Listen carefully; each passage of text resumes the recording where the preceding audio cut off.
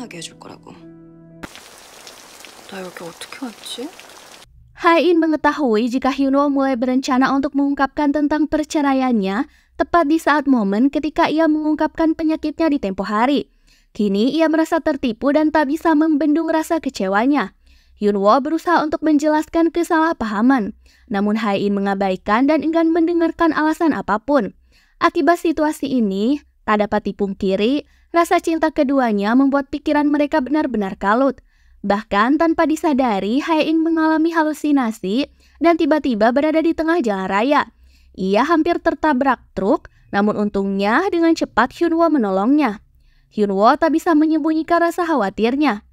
Hae-in menegaskan jika kejadian tadi suatu saat nanti ia alami kembali, ia berharap Hyunwoo tak akan menolongnya lagi.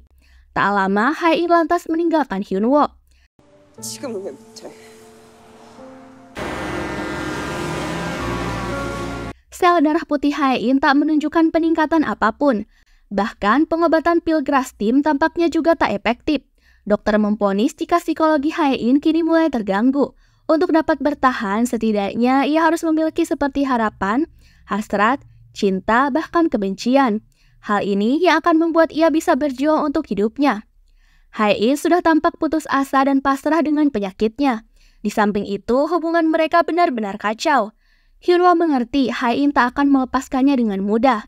Hidup dengannya merasa tak tertahankan. Mungkin ia bisa hidup nyaman dan sejahtera. Namun, Hyunwoo selama ini merasa tak tahan dan benci hidup dengannya. Ia berbicara jujur jika awalnya ia merasa lega saat mendengar Hae-in divonis hanya hidup 3 bulan lagi. Ia bersyukur jika Hae-in tak mengambil tindakan apapun dan langsung menceraikannya. Hyunwoo menegaskan jika ia akan membiarkan Hae-in melakukan apapun sesukanya. 진짜 너랑 사는 게 치 떨리게 싫었으니까. 내가 다 포기했으니까. 뭐라도 해봐 한번. Kini, Ketua Hong khawatir jika jaksa akan mulai mengincarnya. Perusahaan telah memiliki kesepakatan penting. Jika investor tahu, maka investasi itu terancam gagal. Hal pertama yang Ketua Hong amankan ialah investasi dengan Eun-sung terkait proyek resort mewah yang akan digarap oleh Sochul. Kini, keduanya secara resmi melakukan penandatanganan kontrak. Ketika pembangunan proyek dimulai, Sochul akan membuat investor dan perusahaan saham yang memberi pinjaman memilih pembayaran opsi di muka. Ia akan menawarkan investasi sejumlah uang yang dipinjamkan para investor serta mengusulkan obligasi konversi.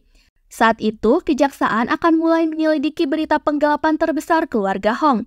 Dengan obligasi konversi, lalu ia akan menggabungkan 4,9% saham yang ia sudah beli. Dengan begitu, ia bisa dengan mudah menjadi pemegang saham terbesar. Bom Joon, Hae-in, dan beberapa keluarga lainnya berkumpul untuk membicarakan terkait masalah perceraian Hae-in. Hae-in akan menyewa tim audit untuk memeriksa komputer, dokumen, rekening, dan hal lain. Begitu ada penggelapan atau tindakan ilegal, ia akan melaporkan dan meminta ganti rugi. Hae-in menegaskan jika ia akan menangani semuanya. Sebenarnya, Hyunwoo dengan sengaja membuat Hae-in kesal dan membencinya tempo hari. Karena ini satu-satunya cara agar ia bisa fokus dan memiliki motivasi untuk hidup. 계획은 혜인이가 세우는 중이겠. 그래야 살지. Hyunwoo mencurigai Eun-sung terkait penandatanganan kontrak dengan Sochul. Perusahaan konsultan yang diperkenalkan oleh Eun-sung bahkan memperkirakan laba sebesar 500 miliar. Tetapi jumlah sebenarnya hanyalah 89 miliar. Sochul bahkan membuat kesepakatan sebelum uji validitas. Ia berharap agar Sochul memikirkan hal ini dengan matang. 안된 상태에서 급하게 계약을 했다는 게 또 이러신다 또 나. Di hadapan Ketua Hong, Hyunwoo menolak semua tuduhan yang ditunjukkan kepadanya. Ia mencurigai jika Pak Song dan Direktur Jo telah bekerja sama. Hyunwoo memberikan sebuah foto. Ia menduga jika teman Direktur Jo yaitu Byung-woo yang telah memimpin audit eksternal Queen telah bersekongkol untuk menutup penggelapan yang dilakukan oleh Pak Song selama 5 tahun. Ia yakin jika Direktur Jo tidak bekerja sendiri. Bahkan terkait dalang di balik penyimpanan alat penyadap di kamarnya, Hyunwoo percaya jika ada suspek utama dalam hal ini. Di samping itu, Eun-sung terlihat mendengarkan pembicaraan mereka lewat alat penyadap. Eun-sung menelepon Direktur Jo untuk berhati-hati karena Hyunwoo kini mulai mengincarnya. 송 팀장 횡령건은 결국 할아버님을 겨냥한 게 맞을 설치하고 제 방에서 수신기가 발견되도록. Bong E menelepon Hyunwoo. Sayangnya, HP Hyunwoo telah disita sebelum ia masuk ke ruangan kerja Ketua Hong. Sonhwa yang sedang mengawasi di sekitar ruangan Ketua Hong lantas mengangkat telepon tersebut. Ia menceritakan terkait tentang perceraian. Sonhwa menegaskan jika ia akan memastikan keduanya untuk bercerai. Mendengar hal ini, ibu dan kedua kakak Hyunwoo sangat khawatir. Bahkan, Deguan sangat syok atas kabar ini. 얘네들 무조건 이혼시킬 겁니다. 방에나 엄마, Hain memperlihatkan berkas perceraian yang dibuat oleh Hyunwoo yang kini telah ditandatangani olehnya. Ia tak peduli kapan Hyunwoo akan menyerahkan surat itu ke pengadilan. Namun, Hain mengancam jika ia akan menyewa pengacara yang sangat kompeten, dan Hyunwoo akan diusir tanpa ampun. Sebelum pergi, Hyunwoo hanya berpesan satu permintaan. Ia berharap agar Hain bisa jaga jarak dengan Eun-sung. Ia mengungkapkan kecurigaannya terkait insiden yang pernah terjadi saat di perburuan. Ia yakin jika Eun-sung adalah dalang di balik ini. 그래서 윤은성이 거길 다녀간 게 무슨 결정적인 Para karyawan mulai was-was dengan outfit dan perhiasan yang dipakai oleh Hain. Ini pertanda jika pakaiannya makin mewah, maka suasana hatinya sedang buruk. Tak dipungkiri jika para karyawan akan terkena omelan jika mood Hain sedang jelek. Namun, hari ini justru menunjukkan sebaliknya. Hain terlihat lebih bersabar saat salah satu karyawan melakukan hal ceroboh. 죄송합니다. 제가 서류 얼른 다시 뽑아서. Tim audit mulai melakukan penyelidikan usai menerima laporan penggunaan biaya ilegal. Sementara itu, Sekretarisna tampak terkejut saat Hain menolak semua dokumen yang pernah ia setujui 1 minggu lalu sebelum ia berangkat ke Jerman. Sekretarisna mengetahui jika hal ini adalah akibat dari hubungan Hain dan Hyunwoo yang sedang mengalami ketegangan tinggi. Di sisi lain, Hyunwoo terlihat sibuk dengan setumpuk dokumen di meja kerjanya. Ketika istirahat, Hyunwoo mengajak departemen legal untuk makan siang di sebuah restoran Jepang. Kebetulan, Hain juga akan makan di restoran itu. Sekretarisna dan Sekretaris Kim berusaha agar Hyunwoo dan Hain tak bertemu atau berpapasan, karena hal itu akan membuat situasi semakin rumit. Namun, meskipun sudah diantisipasi, keduanya tetap bertemu di lift. Pertikaian kecil dan sindiran tak dapat dihindari, yang membuat para karyawan tampak tegang dan canggung. 은 빼고 이성적으로 해주시면 좋겠습니다만. 계단으로 갈까요? Salah satu ART di rumah Hain mengirimkan sebuah potongan kertas kepada Eun-sung terkait hasil pemeriksaan Hain di rumah sakit Sungmin. Ia mulai mengingat beberapa hal aneh. Dimulai dari obat yang ia temukan di tas Hain, bahkan kondisinya yang terlihat kurang baik saat menghadiri pertemuan dengan klien. Eun-sung mulai menghubungi rumah sakit Sungmin untuk memeriksa akan hal itu. Sochul terlihat sedang belajar sepeda ditemani dengan pelatih dan istrinya. Ketika ia terjatuh, Sonhwa begitu cemas. Sochul risih dengan sikap berlebihan ibunya. Sejak dulu, ia tak pernah diizinkan untuk belajar ski, sepatu roda, sepeda, dan otopet. Ia tak pernah memiliki pengalaman itu akibat sikap protektif ibunya. Kini, ia akan mulai melakukan hal tersebut demi bisa mengajari Gon-u.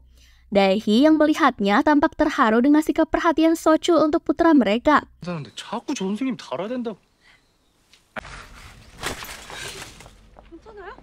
Sekretarisnya menyampaikan kepada Hain jika ia mencurigai Hyunwoo yang sering memanggil nama Yongsuk saat di atap gedung. Lalu di scene lain terlihat Bom Joon sedang menemui 2 wartawan. Kini kita mengetahui jika wartawan yang sering membuntuti Hyunwoo adalah perintah dari ayah mertuanya. Mereka melaporkan jika selama mengawasi Hyunwoo, mereka tak menemukan hal yang berarti. Hyunwoo hanya sering pergi ke tempat bisbol dan rumah makan nenek. Mereka menunjukkan beberapa sikap Hyunwoo yang aneh. Wartawan itu memergoki Hyunwoo yang sedang berteriak, menangis, bahkan menyanyi. Ayahnya kemudian menyampaikan itu kepada Hain. Ia tak menemukan Hyunwoo berselingkuh atau melakukan hal mencurigakan. Hain ragu. Ia yakin jika Hyunwoo tahu terkait ia sedang diselidiki oleh ayahnya. Oleh karena itu, ia berpura-pura bersikap normal saat menjalani aktivitas. Di samping itu, tim audit tak menemukan kejanggalan apapun atas penyelidikannya kepada Hyunwoo. Namun, Sekretarisna menemukan hal aneh. Hyunwoo selalu menghabiskan 300.000 won di sebuah toko bunga. Hari ini, bahkan ia memberikan bunga untuk dikirim kepada Kim Min-ji. Setelah dicek ke rumah Kim Min-ji, Ha-in mengetahui jika Hyunwoo memberikan karangan bunga dan sejumlah uang tersebut untuk ucapan duka atas kepergian orang tua Kim Min-ji mewakili dirinya. Ha-in mengingat jika Kim Min-ji adalah seorang pelayan yang sempat ia tolong di tempo lalu. Dalam hati kecilnya, Ha-in mengerti jika semua kecurigaannya hanya sebatas kesalahpahaman. 장례식장 필요한 일 있으세요? 슬퍼하는 사람들이 있네. Saat Ha-in berpapasan dengan Hyunwoo, ia menegaskan untuk berhenti berpura-pura karena ia merasa jijik atas tingkahnya. Bahkan jika ia kehilangan ingatan, ia tak akan pernah melupakan perbuatannya yang telah berkhianat. Ha-in tak akan pernah memaafkannya.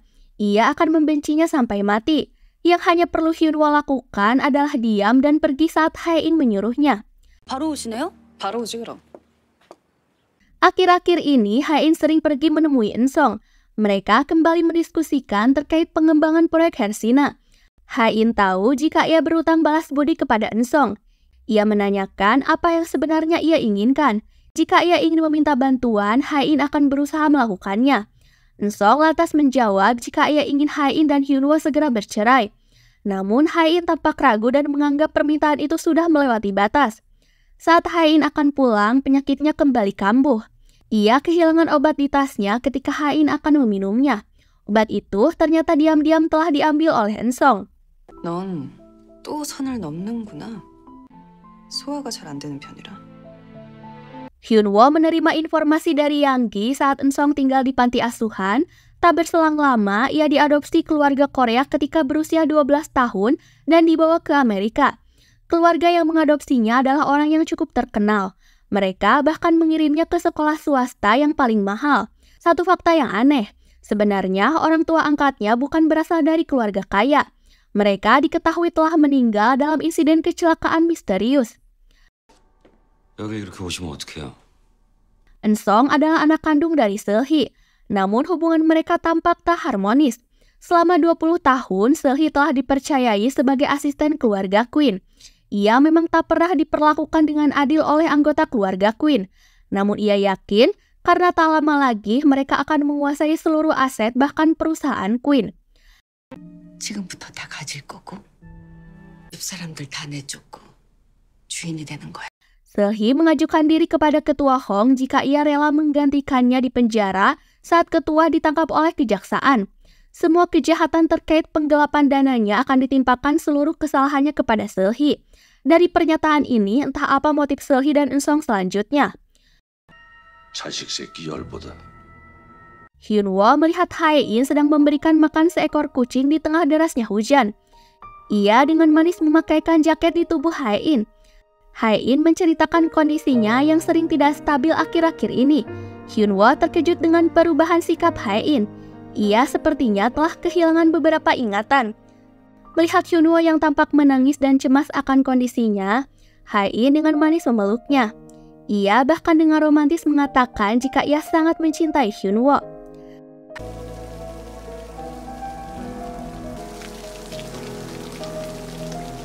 Dalam sebuah epilog diketahui jika Young-suk yang tempo lalu dipanggil Hyunwoo ketika di atap bukanlah seorang wanita.